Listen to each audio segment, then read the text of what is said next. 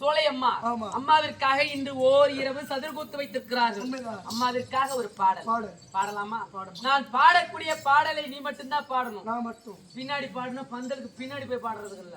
பின்னணி இசை. பின் இசை பாடகன் ஓடி வா.